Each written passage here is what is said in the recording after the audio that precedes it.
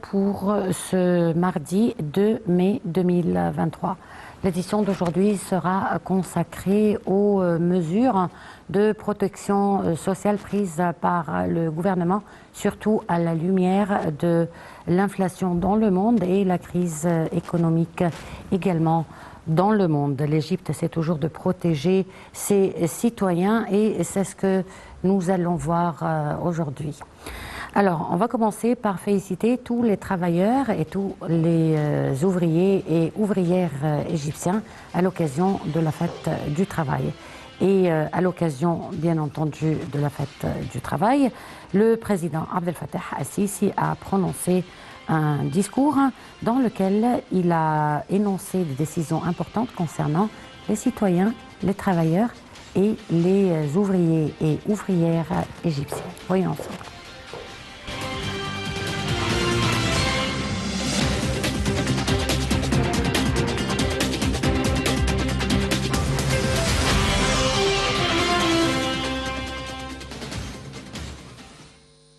Le chef de l'État a prononcé lundi un discours lors de la célébration de la fête du travail à la sucrerie de Sharqiya dans la nouvelle ville de Salhiya, au gouvernorat de Sharqiya. Dans son discours, le président de la République, Abdel Fattah al-Sisi, a présenté ses sincères félicitations aux travailleurs et travailleuses d'Égypte. Compte tenu du grand intérêt pour le travail et les conditions des travailleurs en Égypte, pour la précieuse contribution à la renaissance globale, pour laquelle les Égyptiens travaillent, le président de la République rend plusieurs décisions.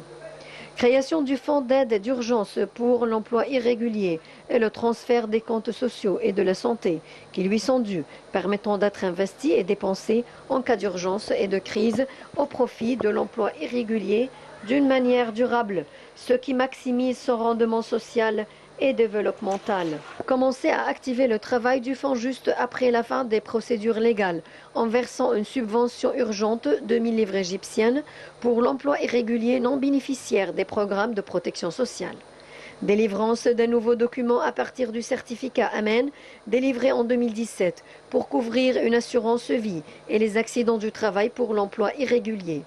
Exiger tous les établissements du secteur privé, public et celui des affaires publiques à respecter le taux légal de 5%, à employer des personnes handicapées et à continuer à évoluer leurs compétences et leur intégration sur le marché du travail. Mise en place du Conseil supérieur du dialogue social dans le domaine du travail, en étudiant le projet de loi du travail présenté à la Chambre de représentants, ce qui préserve les droits des travailleurs et garantit un environnement de travail propice à l'investissement. Promouvoir le respect des normes internationales du travail et assurer la comptabilité de la législation du travail ainsi que la manière de sa mise en œuvre avec les accords internationaux du travail ratifiés par l'Égypte. Achèvement rapide du ministère de la main-d'œuvre, du lancement de la plateforme nationale d'information du marché du travail. Coordination entre les ministères, les autorités concernées et le secteur privé afin d'achever au plus tôt possible les mesures visant à parvenir à l'égalité des sexes dans le domaine du travail, créer un environnement de travail sûr, augmenter le taux d'emploi des femmes et les intégrer au marché du travail, développer leurs compétences tout en protégeant la femme travailleuse pour lui permettre de concilier les exigences professionnelles et les obligations familiales.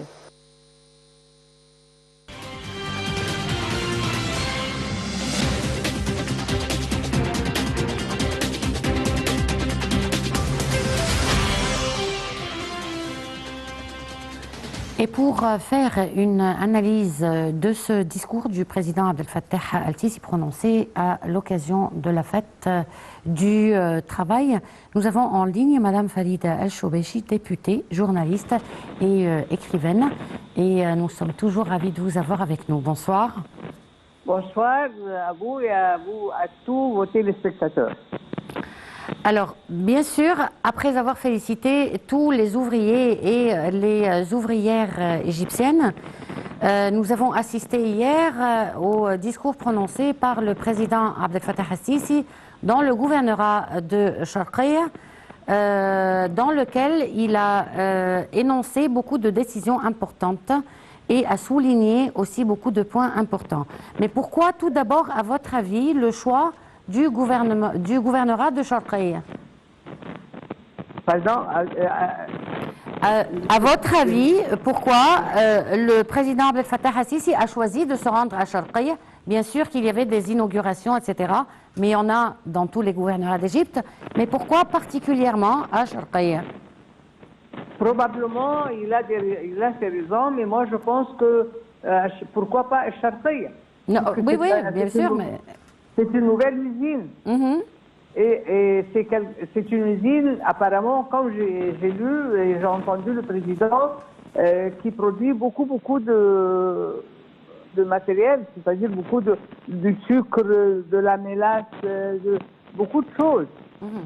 Alors là, il y a, c'est comment dire, la considération du travail, parce que le travail était parfois vu par des gens comme un élément négatif, c'est-à-dire on est obligé de travailler. Non, on n'est pas obligé, on doit travailler pour que notre pays prenne sa position et que nous aussi, nous prenons nos droits de vivre correctement et dignement. Et ça, il a encouragé tous les investisseurs et tous qui ont des capitaux à investir dans l'industrie. Parce que l'industrie, c'est très important pour nous. Nous sommes en train de prendre, de ménager des territoires, des terrains agricoles, mais l'industrie, c'est un élément sine qua non. C'est-à-dire que c'est un élément le plus important pour qu'on puisse satisfaire l'intérieur, comment dire... L'autosuffisance? Oui, et en même temps, envoyer aussi, exporter à l'extérieur et avoir de l'argent, avoir des devises. L'exportation. Voilà, l'exportation. D'abord, l'autosatisfaction dans le pays, l'autosuffisance, et en plus aussi produire pour exporter. Bien sûr. Bon, quelles sont, d'un point de vue général, les conditions de travail des travailleurs aujourd'hui en Égypte? Les conditions de travail comment? Est-ce que les conditions de travail aujourd'hui ont été modifiées pour répondre aux besoins des travailleurs égyptiens? Bénéficient-ils de plus d'avantages qu'avant? Travaillent-ils dans des conditions meilleures au niveau des horaires, bien sûr. Ça, c'est évident, c'est clair. Parce que pourquoi les travailleurs maintenant, le président, comment dire, il a ouvert des lignes directes avec les travailleurs. Il leur parle, il écoute leurs idées, leurs opinions, tout ce que vous voulez. Et là, c'est très important parce qu'il y a maintenant un pont direct entre le président et les travailleurs. Et les travailleurs sentent aussi que le président apprécie leur effort, apprécie leur dignité, c'est-à-dire leur volonté de remonter, de rehausser notre pays pour autosuffisance. Et en plus aussi, comme je vous ai dit, les exportations qui nous apportent des devises. Alors là, maintenant, les travailleurs sentent qu'ils sont bien vus. C'est-à-dire que ce n'est pas bon, les travailleurs, c'est une classe inférieure, au contraire.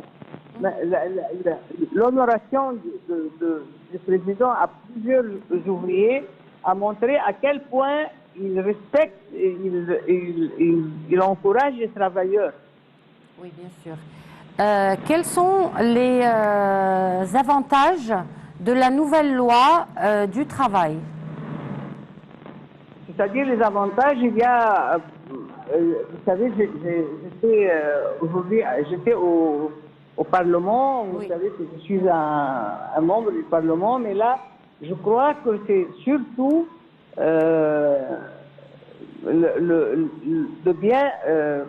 d'être bien payé, d'être même ceux qui n'ont pas un emploi fixe, de les aider aussi. C'est-à-dire, le président, vraiment, il sent tout ce qui peut réjouir et comment dire, et rehausser le moral du peuple égyptien dans tous les domaines, comme nous voyons maintenant. nous voyons que c'est dans tous les domaines. Alors, avec les ouvriers, il a aussi été vraiment, je dirais, quelqu'un c'est un président qui a un côté humain qu'on peut pas le nier. C'est-à-dire, on ne peut pas dire qu'il y a eu, depuis des décennies, qu'il y a eu un président qui avait le son, le battement de son cœur avec son peuple comme le président actuel. Et ça, c'est avec les ouvriers, parce que les ouvriers, c'est la base du travail. Les ouvriers, ce sont eux qui font tout. C'est-à-dire, le capital, oui, c'est très important. Mais le plus important, c'est la main-d'œuvre, c'est les travailleurs, c'est ceux qui sont bien formés pour produire des produits, comment dire, considérables, c'est-à-dire. Et quels sont les points les plus importants soulignés hier par le président Abdel Fattah al-Sisi lors de son discours? Je n'entends pas très bien. Oui, les points les plus importants prononcés hier par le président Abdel Fattah al-Sisi pendant son discours. Pendant son discours, il a parlé comment il apprécie le travail et les travailleurs, comment il respecte les ouvriers, comment il veille à ce qu'ils donnent une vie honorable, une vie pas suffocante, par exemple, comme les gens qui n'ont pas un emploi fixe. Et le plus important, c'est qu'il a fait sentir à tout le peuple égyptien, et surtout aux ouvriers, qu'il est là pour les écouter, entendre leurs idées, leurs plaintes, leurs joies, et qu'il est en train de tout ce qui peut les réjouir de l'augmenter, et tout ce qui peut les ennuyer de l'alléger, et tout ça, c'est quelque chose c'est-à-dire c'est quelqu'un qui est avec son peuple. Oui.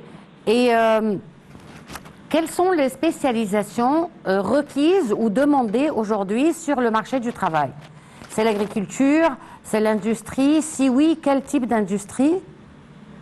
Non, bon, le type d'industrie, c'est pas nous qui allons le fixer, c'est ceux qui travaillent, ceux qui investissent en Égypte, parce qu'il y a beaucoup de domaines en Égypte, et en plus il y a beaucoup de minerais et de, vous savez, moi ce que j'ai lu, nous avons beaucoup d'uranium, nous avons des pierres précieuses, nous avons le sable noir qui peut faire des merveilles, nous avons le sable blanc, nous avons beaucoup de choses à investir et à essayer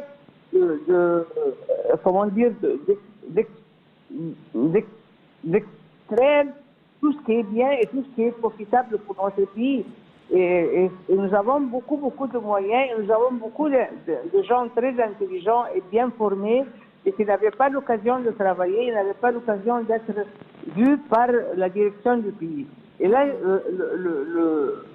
les temps ont changé, heureusement, après la révolution du 30 juin. Et je crois que nous faisons chaque jour plusieurs pas en avant. Et si Dieu veut, on sera, l'Égypte va retrouver sa place et son statut d'avant la dégradation des dernières décennies. Ma dernière question. Hier, nous avons pu voir beaucoup d'hommes d'affaires et beaucoup de propriétaires d'usines et offrir hier des quantités de choses aux citoyens égyptiens les plus vulnérables et surtout à l'initiative de Haya Karima ou une vie décente. Et le président a souligné que ça, c'était vraiment la nature de la solidarité égyptienne. Qu'est-ce que vous pensez de cela? Le président parle sur la solidarité. Et il le répète tout le temps. Il dit que si nous sommes une seule main, c'est-à-dire si nous sommes une unité, personne ne pourra nous prendre quelque chose ou nous nuire. Notre force réside dans notre unité. Et l'unité du pays demande que tous les citoyens sentent que la direction est attentionnée à eux.